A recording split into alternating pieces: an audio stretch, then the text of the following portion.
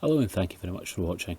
So as you can see here, I've already started by taping up the wiring loom that I'd repaired, and also putting it up into place. It's fixed in a couple of different places up there using existing fixing holes. Got it obviously connected to that ground point as well. And having tidied this out of the way, I'm now in a position where I want to fit the wheel arch liner. With these, there's a couple of, that's a fixing point there. I'd left the fixing in place, so I need to start by working my way around, taking out all the existing fixings, and then putting it in place and putting the fixings back in place to hold the liner in position. I've also, I can't remember if it's shown before, fitted the bonnet. It was initially quite close at this point here on the wing. It's in a better position now. It's not quite fully fitting, and I don't have all the fittings underneath, so I need to check and see exactly why it's not going down. It could well be the dent that's on the front that will need removed first, so I've got pulling that out, but so I'm going to work my way around fitting different things like this. As you can see, this given the light, I'm recording this in evening. It's that time of year where it's a bit dark, but I'm going to start here, but well, maybe some of the rest of the video will be done in the light if I get on to finish the rest of the weekend. A small piece that was broken on the car is the well, this piece here, which should have a thread on the end of it. This is actually for moving up and down when the suspension moves up and down, and it keeps the Xenon headlamps level. On the it seems on my model, it just has it on one side, whereas I think the turbo actually has an actuator on both sides. So for some reason this all snapped off. It isn't. It's on the left hand side of the car, effectively UK passenger side, not the side that was mainly hitting the accident. So I was quite surprised that this is burst off here. So they don't sell this or even the whole piece here separately. You have to buy the whole arrangement. This connects onto another piece which actually moves some, I guess, potentiometer or something like that within electrical component, which then actually obviously sends a signal back to tell the Xenons how to move. Anyway, they don't sell either of these bits, so what I had to do is look and see, well, what size is this? Well, I knew it was an M6 thread on there because I could see from the parts diagram what nut was supposed to be on the other end. So the best fit I could find was this one. So not absolutely the same size, but I have measured and it will pop in here. So this one's just a sort of rubber fitting, pulled out. This one came originally in here and had this ring keeping it in. So you could see that I had to actually sort of well, take a power tool to this one to cut into it to loosen it up, such that this then wanted to come out. This was what I bought it for. It was just less than £3 to buy it posted, but it's proven quite difficult to get one long enough. Most of the other ones online are just a bit shorter, and so it's not quite what the same depth that's going to be. I think more or less the same. You can see this one sits slightly further back, so I might end up reusing this ring as a bit of a washer. It's about centimetres thick through there for the width of the suspension arm that it fits through, and then I'll use this nut on the end to cap it off. Not difficult to reassemble, but I'll pop that in and I'll get that fitted. And here under at the back of the suspension arm on the passenger side, this is the piece I've refitted. Obviously the nut goes on the far side, and obviously one up the top there, and as the suspension goes up and down, it obviously moves this piece here, and that obviously passes signal back to there to adjust the headlights. So just a bit awkward getting in here under the car, but it's pretty straightforward to put on. Hopefully this is about one of the last broken pieces to come off the car. That's just from the rear of the wheel arch liner as I was fitting it. So it's all now in place. Still a couple of screws to put in here, but the bumper being in place, it's retaining it, so it's certainly secure enough now. Other than that piece at that side and this piece at this side, I've stripped everything from the old bonnet. There's only one other thing remaining, which is the VIN sticker at this side. I will be taking that off, but once the car's been fully painted, and transfer it back to the new bonnet.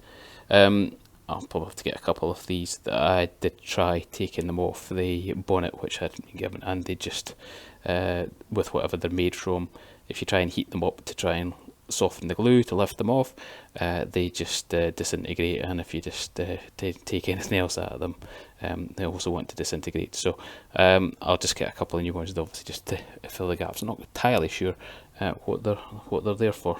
It seems a bit unnecessary to make a hole which you then immediately have to cover, but they shouldn't be expensive, so I'll get a couple.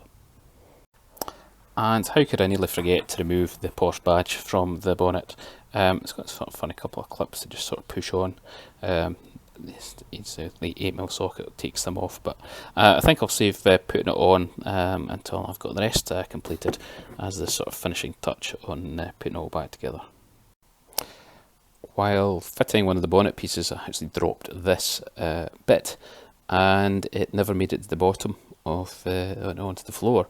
So I couldn't see where it had actually dropped to, but I used this rather handy little Wi-Fi inspection camera. So that's it broadcasts its own Wi-Fi signal, and this camera down the bottom, it's quite rigid, so it's quite good for being able to manoeuvre to different places. So I thought about getting one for a bit, and obviously this was the reason to get one. So glad that I've managed to recover it, and it even takes pictures, so I'm able to include that as to how where I actually found it in the picture it was able to show me. So I'll include that within the video as well. Next step is to use my code reader to hopefully read the error codes and clear them, and see which ones are more, well, potentially permanent ones that need actually some further resolution, and which ones are just been there because, say, the car was started when the lights weren't attached or something like that. So I'll connect that up now and start scanning. It scanned 38 systems, and I've got a list now of 26. So I'm thinking therefore it must have some faults, potentially faults stored on 26 systems. I do see it on the car, it's telling me about tyre pressure monitoring, service required. So I think I'll just have to step through each of these. I've got to record what errors I've actually got on them, see which ones I'm immediately going to go to just to clear. I'm not sure with this tool if I clear one fault, I try and clear them all, or whether I can clear per system. So I'm not going to show you the stepping through each of the systems, but I'll have a look and see what problems are being reported. And it's this point in the video where it's time for I suppose audience participation. So if you wish to guess how many faults are recorded on the car, this is the time to guess now. Okay, so a little bit of time to think about it. You can even pause the video if you want to. The answer is 133. So a lot of them read as low voltage on the car. I know when I got it the battery was flat, and a lot of others are reporting the lights not being there, the vanes at the front not being there, saying short to ground, effectively reporting that certain things aren't connected. And they also seem to report the same sort of faults twice, where maybe something reported in the instrument cluster, which is also reported on the source. There's only a couple that I was a bit concerned about. Airbag for the driver's side, suggesting I might need to replace the driver's side seatbelt. But what I'm going to do is but I do have a spare one I can fit anyway. So I will look to clear all the codes now. It seemed that the some of the systems, the 26 systems that we're listing, don't actually record faults. So nothing on the driver's seat, passenger seat, or any of the 4 doors. Each of these has a system each. So there are 30 faults in 20 of the 26 systems out of the 38 it scanned. So I've got to, I think it looks as if I need to clear them system by system. So I'm going to go and clear them now, and hopefully they will all clear, and then I will have another go, see how many are reappearing.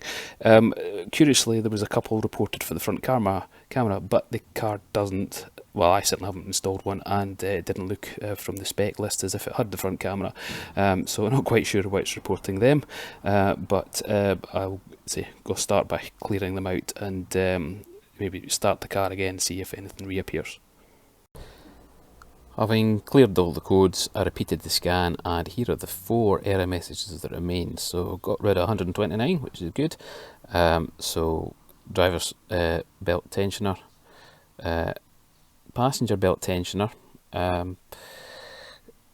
read out warning logo, that's the instrument cluster, and the last one is rear roof control unit interior lighting faulty.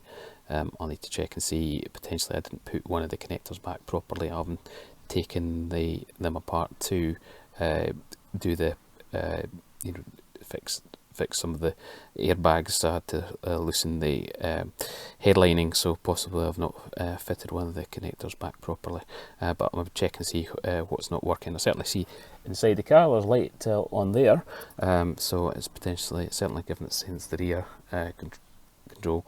I'm suspecting it's well, potentially I'm assuming it's one of the 2 interior rear ones that's not working, rather than the light in the boot, but I'll check out which is not working and diagnose it from there. As you can see, this driver's side rear is working. The passenger side rear, when it opened the other door, doesn't work, so I guess it's that one that's being complained about. And hopefully you can see there, that looks to be the problem. The bulb is not actually located in the holder. I must have missed noticing that when I was putting it back, so I'll look to pop the holder out and put the bulb back in place.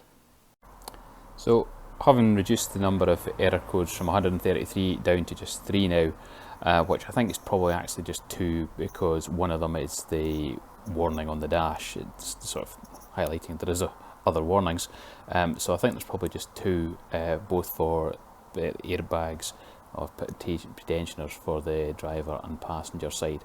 So I'm going to have to start take them apart, the panels inside again, just to get to them. Something passenger side, check the connection, and the driver side I'll probably swap it out for the other seat belt that I've got. I did look to see how I could check the pre-tensioners, and I should be able to check the circuit on them just by putting an ohmmeter across them, but I'm actually managing to get okay results across even the ones that I know are blowing, so maybe it's not quite the same on Porsche airbags, that there's still effectively some circuit there. I'm not entirely sure, so it's probably simplest just to swap out one of the airbags, check the connections on the other one, see if it makes any difference. But that's going to take a little bit of time, which I don't have time for today, so I'll probably show you the update in the next video. Thanks again for watching.